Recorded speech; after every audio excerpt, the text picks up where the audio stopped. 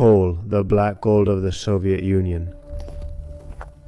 Well, here we have the Nenets selling what they've caught and what looks like reindeer heart. In the beginning, the first geologists lived in caves. Afterward, they built wooden barracks.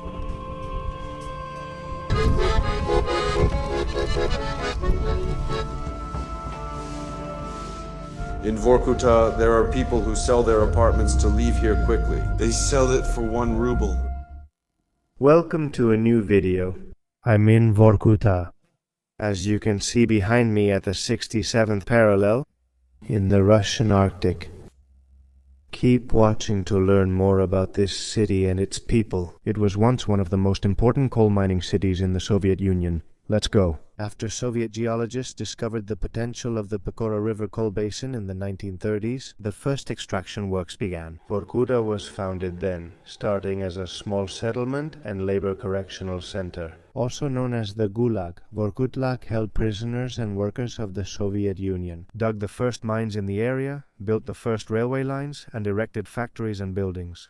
It officially stopped operating as a correctional facility in the 1960s. The city flourished due to industry fueled by the country's high coal demand. In this way, it went from being a settlement of about 7,000 inhabitants in the 1940s to becoming a city of 120,000 by the late 1980s. Good morning, first day in Vorkuta.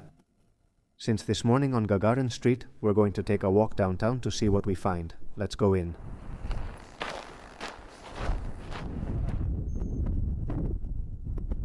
Look, so you can see how important coal is in this city. We found a monument downtown that says coal. The Soviet Union's black gold. You can see the miners. And here you have a plaque that recognizes the value of this city, signed by Putin in the year 2021. It says something like, "For the important effort and contribution made by the inhabitants of this city toward victory in the Great Patriotic War from 1941 to 1945.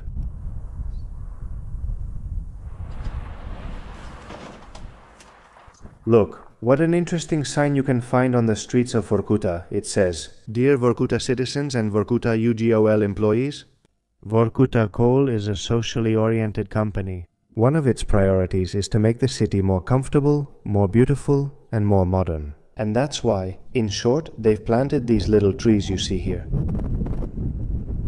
It reminds me of Norilsk, where Nornickel practically ran and took care of the city. It's similar here, but on a smaller scale and using coal instead of nickel. But that's how the buildings look in this city center. Also decorated with bright, eye-catching colors that brighten up the gray. Well, actually, today is a very beautiful day. It's sunny. But I imagine that most days aren't like this.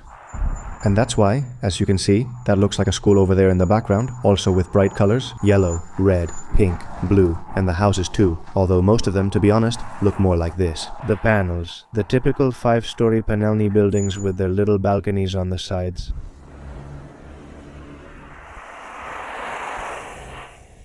That's crazy. They handle the cold well. They're not afraid.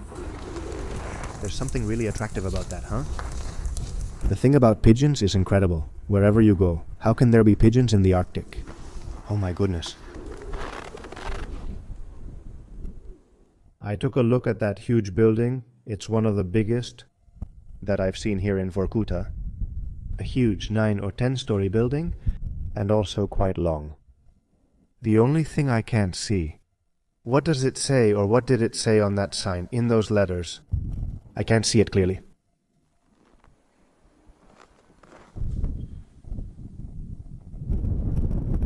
Wow. After a walk through the city center, we reach the riverbank where the city stands. And you can see on the other side, already the first remains of abandoned buildings. The microrayon of Rudnik. In the distance, an old factory chimney. The frozen river. A bridge down there, which a lady warned us about and advised against crossing, even though everyone in Vorkuta crosses it.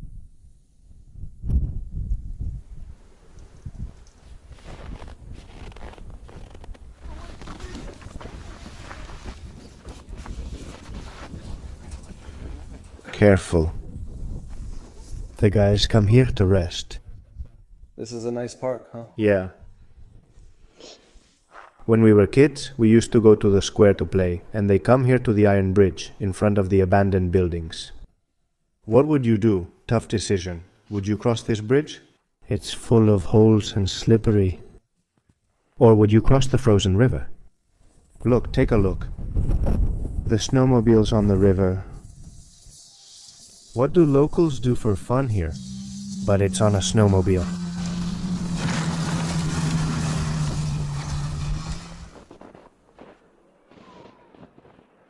This Rudnik microdistrict was the first one here in Vorkuta. The first neighborhood that was built, dedicated to the coal mines, to mining minerals. And the factory in the background is one of 4 preserved. Of the original 13, only 4 still operate. Do you know what this building here was? They were homes. A little further up, the train tracks passed by. In the beginning, the first geologists lived in caves. Later, they started building wooden barracks. And little by little, they settled down and built more. I understand. Thank you. And from there, the train floating through the old city of Rudnik. Look, look, look. There you have it. The train that's going empty to the factory. Goes to the mine empty, returns loaded.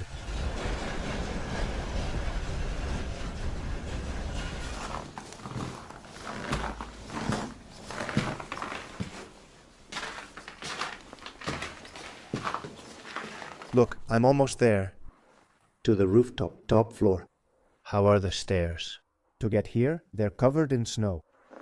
Wow. Incredible that so many people lived here, and that all has been abandoned.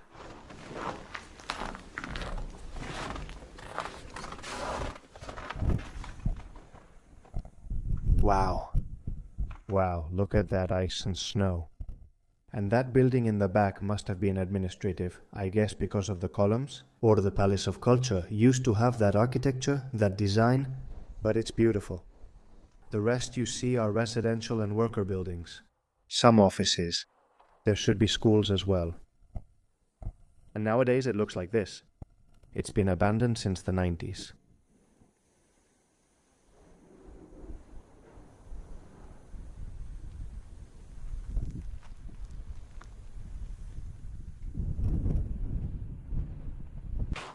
Watch out for the big hole in the stairs. Careful there.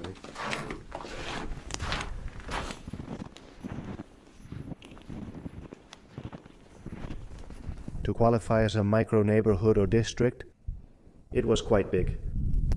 Look at all those buildings we passed. And it keeps going over there, huh? We just arrived at the train tracks, which extend all the way to the Vorkutinskaya factory. If you look and are used to seeing train tracks, you'll see that these are wider than usual. It's a wide gauge track, and trains still run here today, which we just saw a little while ago. Look, could this be coal? Yes, well, here you go. A bit of coal, half frozen, apparently fallen off the train. Next to the tracks, you see that there are pieces of coal or coal dust. Here's another one. Look. This is what? This is coal from Vorkuta.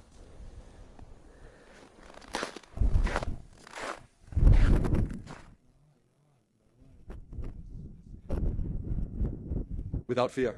Without fear would be Vesestraja. Vesestraya. Valejel, as Nagarin mentioned. Valejal, what is Valejal? Valejel, let's go.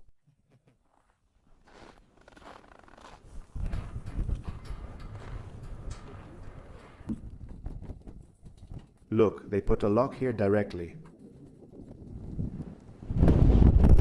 Oh my god. There's a part over there we need to go to. Like balancing. There where it is. Be careful, Rama, eh? Whoa. Let's go. Let's go, let's go. Mission accomplished. Let it not be said otherwise. We've crossed the Vorkuta bridge.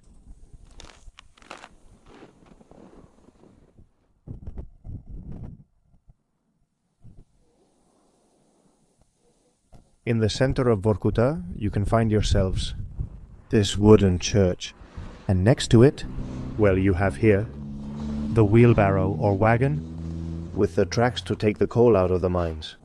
And this right here, what looks like a memorial to all the dead miners. Here it says mine number 3. It began operations in 1942. It operated until 1961. There's mine 6, mine 25 and 32. For example, this one says its construction began in December 1954 and that it was closed after a breakdown in 1998. As the taxi driver said yesterday, upon arriving in Vorkuta, he recalled an anecdote that in Soviet times they used to say to Stalin, "Comrade, why do Politburo members make less than Vorkuta miners?" And he replied, To make them be quiet, he said, well, there are no vacancies in the Politburo, but there are in the mines, yes. like, come on, if you want to earn more, go work there. And you'll find out what real work is. The work of the miners is a job.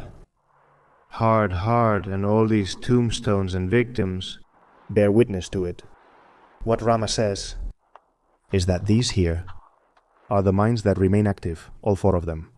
This is the train. Look, it's the one we've seen at Vorkutinskaya. This is the factory we've seen, along with the other 3, including Komsomolskaya. Junyaginsky, here you have it. You can see the coal and the machines working on it. And Zapolyarnaya. Look how many used to work but don't anymore. Yes, well, amazing. What I don't understand is this. Well, these are the companies that have closed. The ones in red are the companies or factories that are still open. These are the closed and open mines. Many are still active. Yes. In red with the hammer and the pickaxe, I think. The open businesses. But look at how many there were. In the circle. No, this one is more like a circle. With the Vorkuta river. Only 4 remain. Here, beside the church and memorial, we find a painting, well, several paintings, in which you can see the evolution of Vorkuta. Here you see, right? The first miners, the first workers of this city, they're working in the mine in 44. With their hands, eh? Picking the coal and taking it out. And these are, for example, some of the decorations here say, our cause was just, we won. I don't know if it's Stalin. Yeah, it looks like it is. And then, well, you can see more images from various decades throughout the 20th century. Look at how this mining city evolved. More awards for the miners. Glory. To the miners or mining fame, here the miners already. In the 1960s, which was the city's boom period, that's when the most people came to live here.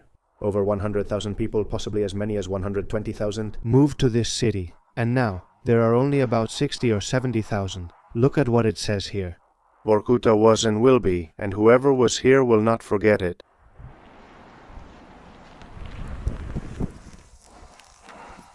Not only next to the train tracks, we can find that coal dust. No, it seems that here, you can also find it in downtown Vorkuta's streets if you look. It's blacker, more grayish. This, and it's because of the coal. Yes, what looks like coal. But, you see, it gives it a certain touch. Gray-black to the snow.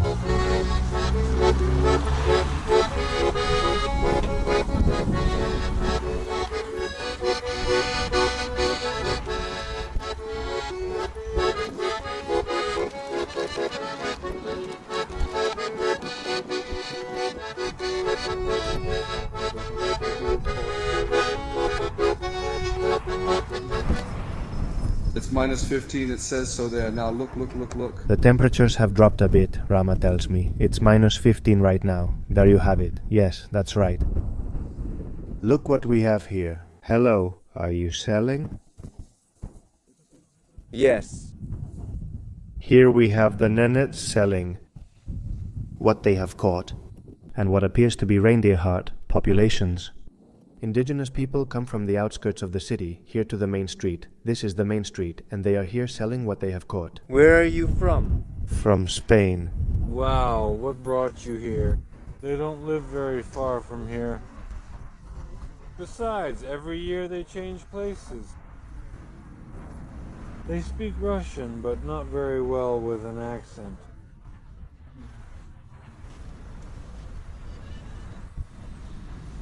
What's the price of the fish?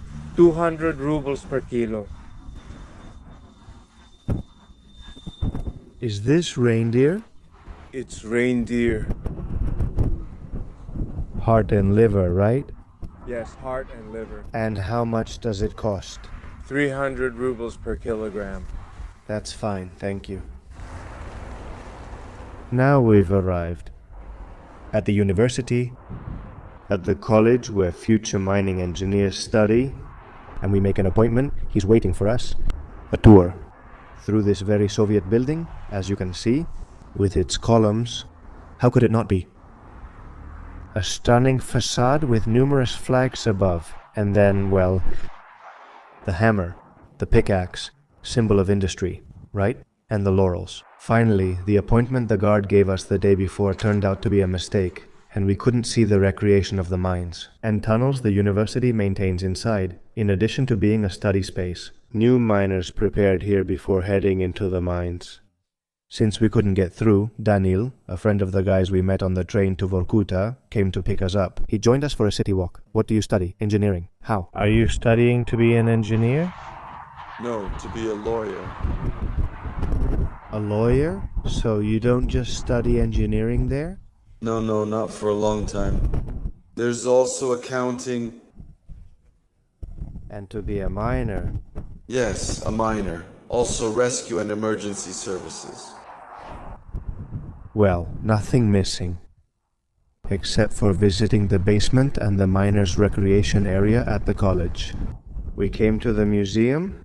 From the Krai to the regional museum. At the museum, they gave us an overview of the city's and archaeological sites' history.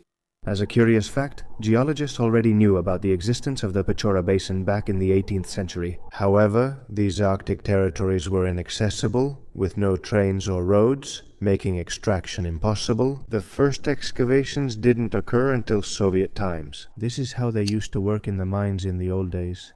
Pulling with the horse. And picking the coal there. Look, how did the miners get in? Here's a nice piece of coal. And here are different remains, some of which indicate that there is coal nearby. For example, this one here, you can see the branch there. The little branch of tree or plant. Same here, plant fossils. Notice these risky conditions, right? Compared to today. How did miners travel until the 1960s? Wearing almost no protection, just a leather helmet like this. A cotton or cloth suit, no kind of breathing system. A pick and a shovel, that's all. Then, the lantern, which helped them. Here they didn't use a canary. Like in Great Britain or in Spain, they didn't use a canary to warn them if there was methane gas or danger of explosion or poisoning.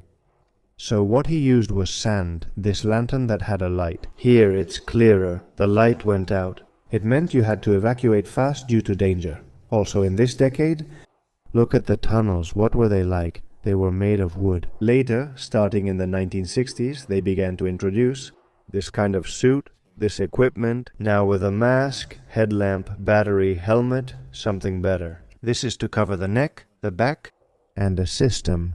In case there was any problem, a system to breathe for 6-10 minutes. And wait safely for the rescuers to arrive, already with the oxygen tanks. As facilities modernized, and the excavations and the mines started introducing metal reinforcements like the one you see here. Each one of these weighed 300 kilos and had to be taken to the mine. And this would be the suit that the workers of Vorkuta, UVOL, the company here in this city, wear today. The coal is different. This one is from the Kuznetsk Basin. This one is from the Donetsk Basin. It's anthracite. If we take all the coal extracted here since the early 2000s, loaded into rail cars, it would circle the Earth 40 times. The guide's tour comments were very interesting. It's just that it's still done the same way today. Or even more coal is mined than before. There used to be about 22 factories, but now only 4 remain. And before, a lot more labor was used, but well, because of modernization, because of machinery. Where before you needed a crew of 20 miners, now you need maybe 4 or 6 people. That's true. Very, very, very specialists. I mean, it's not someone you just pick off the street like, hey, start digging, so to speak. No. And let them learn the trade in the tunnel instead. Before entering the tunnel, they've completed an advanced learning process. After the museum, Daniel and his friends suggested that we inspect the big building we had seen in the morning from the inside, which the young people of Vorkuta colloquially call the Pentagon. Do people live there? Yes, there are alcoholics and addicts. Is it free to live there? I think they can even give it to you for free. In Vorkuta, there are people who sell their apartment just to leave here quickly. They sell them for 1 ruble. You've already seen that the city is small. There aren't many things. To avoid having to pay bills, people sell their apartments. They give them away. We're going to go in, just a heads up, it smells bad.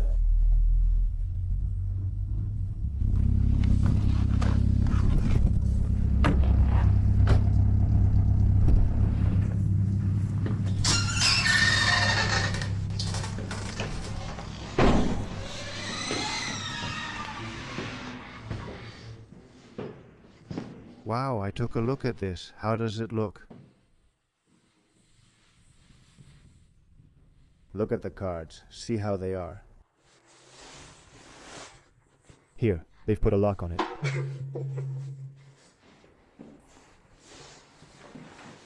And people live here. What is this? For the trash. How many people live here? Not many. Careful. Now that Rama speaks Russian, we understand him perfectly. Machine, machine. Very good, man. Oh, we need to take out the flashlight now. It's starting to get hard to see. All right, let's see. Ooh, oh no. Don't say it. Did you step on it? Yes. It means good. Fortune. Daniel just stepped on a turd in the hallway. Dude. Someone pooped here. It must be from a dog, right? It could be from a person. It's starting to smell bad. Pretty bad. A cat passed through here.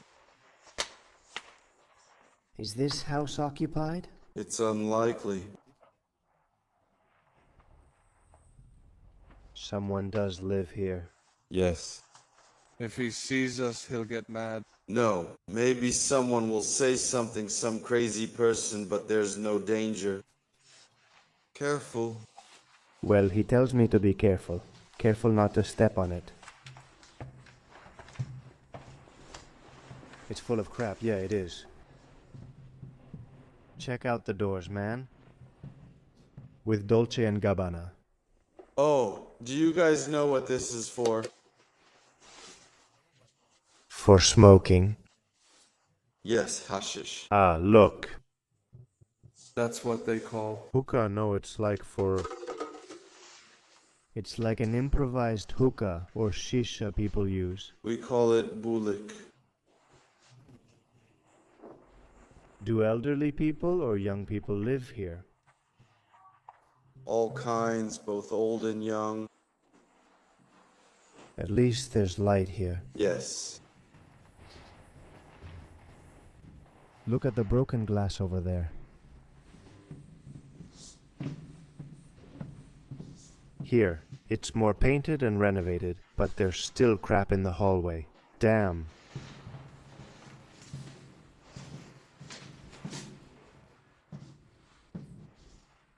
Look, this is an apartment too. And now they've put up this door to divide it. Well, that's it? Like this part in other houses? And yes, people live there. And are the houses here in good condition? Look, someone wiped their butt and then left the crap here. Look, huh? What hallways? Yeah, here we are.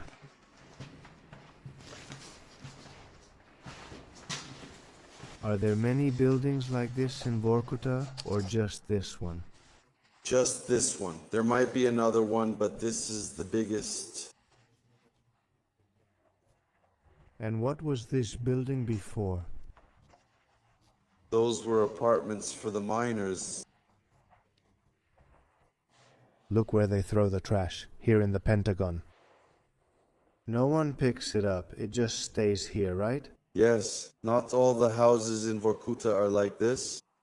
Of course, I understand. What do you mean drugs are sold in Spain? A person sells it. Do you know what a bookmark is? I don't understand. Someone comes, puts the dose somewhere, and takes a picture. There might be a lot here. They hide it there, right? And the person makes a transfer. Yes, they transfer the money and the other person sends them the photo. Wow, you can't imagine how big this is. It's one of the biggest buildings we've seen today, for sure. This could easily be a setting for a horror movie.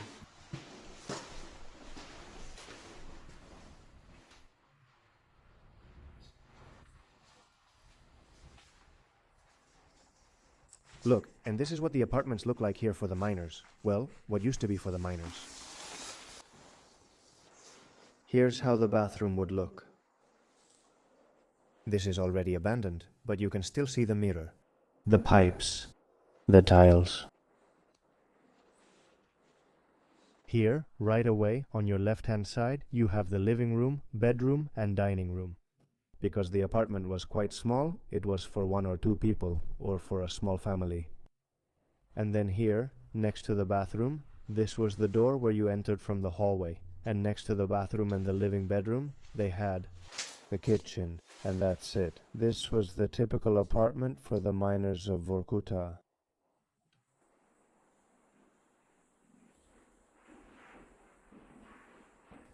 It looks like a zombie could come out at any moment. Oh my god.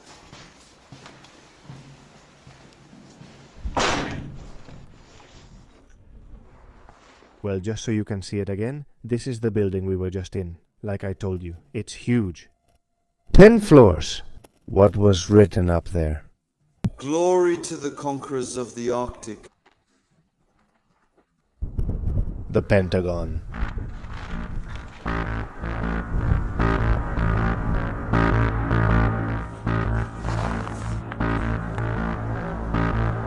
Here's what this building looks like. Let's go in. Wow, Moscow coffee, top quality.